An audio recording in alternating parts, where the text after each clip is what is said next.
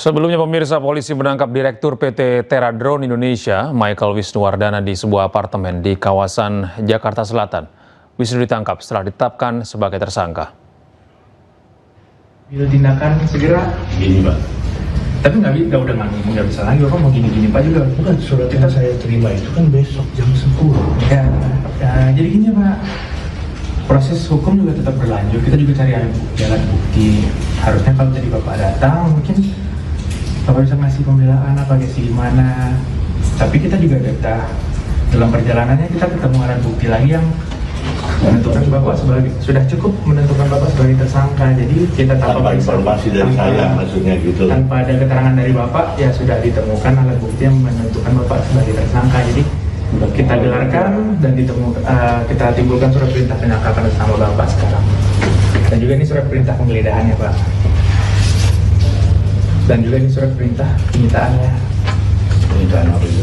Ada barang-barang yang berhubungan dengan perusahaan, laptop, alat komunikasi, dan lain. Ya, pemirsa, usai ditangkap, polisi langsung menahan Direktur Utama PT Teradrone Indonesia, Michael Wisnuwardana. Polisi juga akan memeriksa pemilik gedung yang terbakar yang menyebabkan 22 orang meninggal dunia.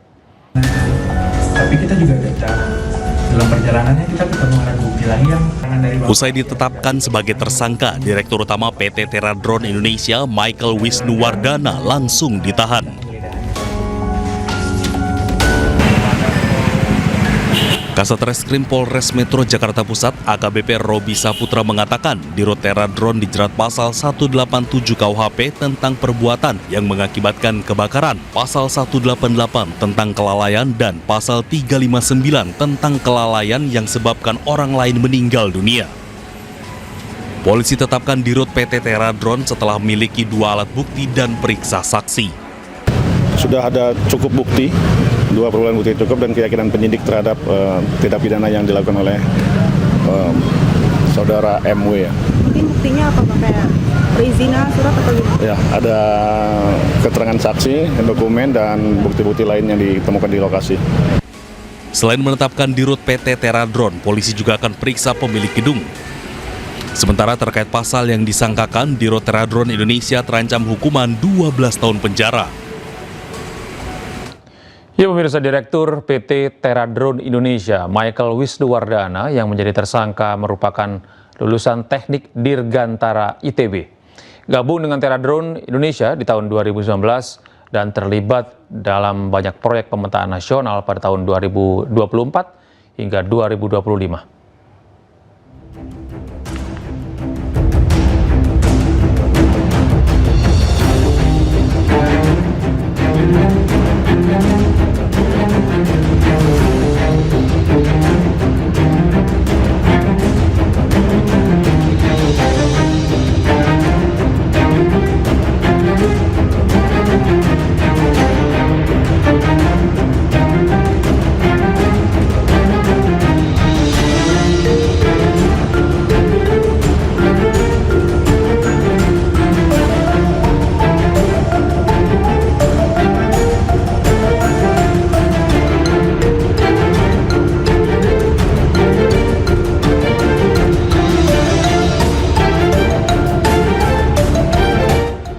Kita beralih ke informasi lain, pemirsa. Komisi Pemberantasan Korupsi menetapkan Bupati Lampung Tengah sebagai tersangka kasus dugaan suap pengadaan barang dan jasa.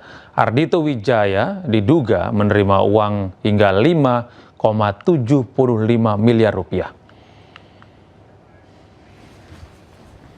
Ardhito diduga mematok fee sebesar 15 hingga 20% dari sejumlah proyek.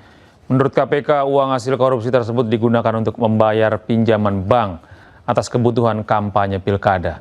Dalam kasus ini, Ardhito bekerja sama dengan tersangka lain agar proyek-proyek pemerintah Kabupaten Lampung Tengah dimenangkan oleh perusahaan milik kerabat dan tim suksesnya.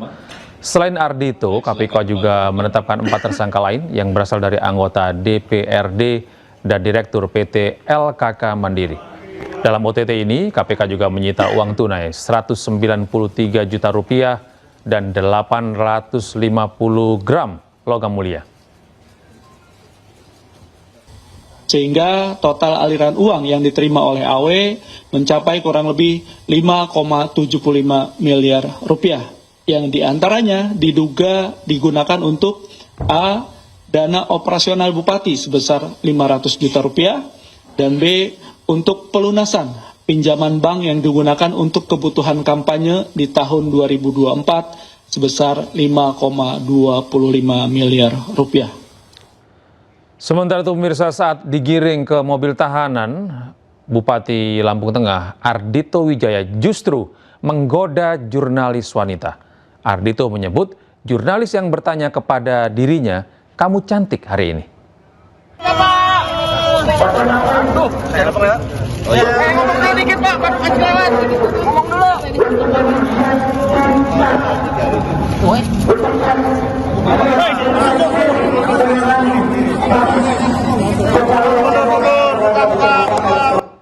Polisi menggelar olah tempat kejadian perkara lanjutan kebakaran gedung Teradron yang menewaskan 22 orang.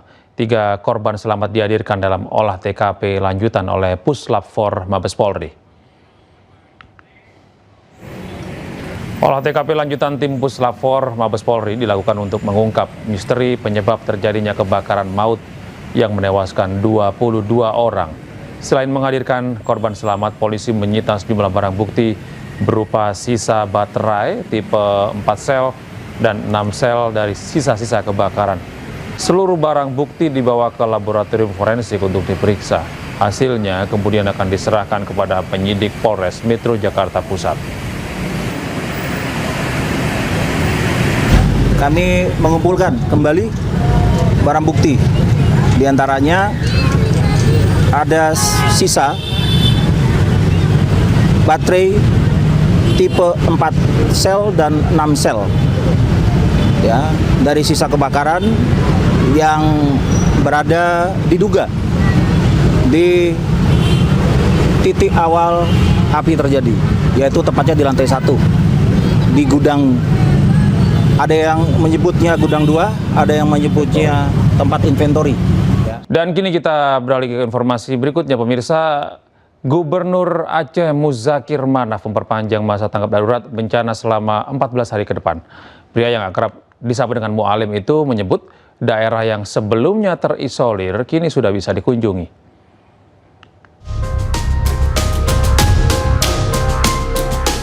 Gubernur Aceh Muzakir Manaf memperpanjang masa tanggap darurat bencana selama 14 hari ke depan. Menurut Muzakir, perpanjangan ini dilakukan dalam rangka proses rehabilitasi dan pembangunan kembali infrastruktur.